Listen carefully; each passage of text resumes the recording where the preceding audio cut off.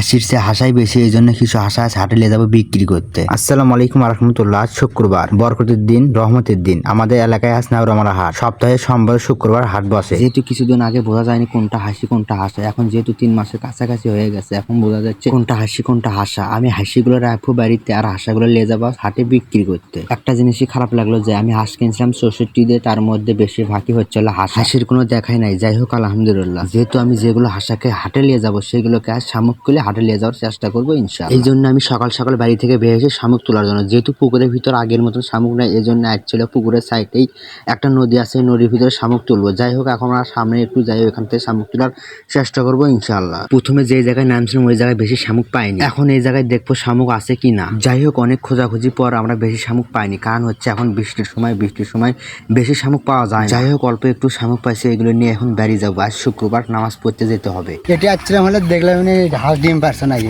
লাল ডিম পারে, তা উঠতে পারছে। আর একটা ডিম পেলে তো ভালোই হয়ে যায় না। যাই হোক আলহামদুলিল্লাহ, যেগুলো শামুক তুলছে এগুলো হাঁসকে দিয়ে আমরা নামাজ পড়তে যাব, কারণ নামাজ পড়ে এসে হাঁস নিয়ে আমরা হাটে যাব। যেহেতু হাঁস আছে পুকুরে ওই পারে, মোতালিব ডাকবে হাঁস চলে আসবে, এই জিনিসটা দেখতে অনেক ভালো লাগে। যাই হোক আলহামদুলিল্লাহ।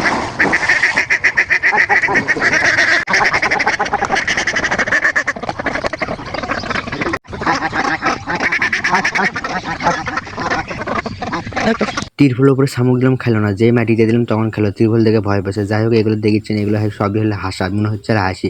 আমি ভাবছিলাম এগুলো সবই হচ্ছে হাসি, দেখি যে এগুলো সবই হচ্ছে হাসা।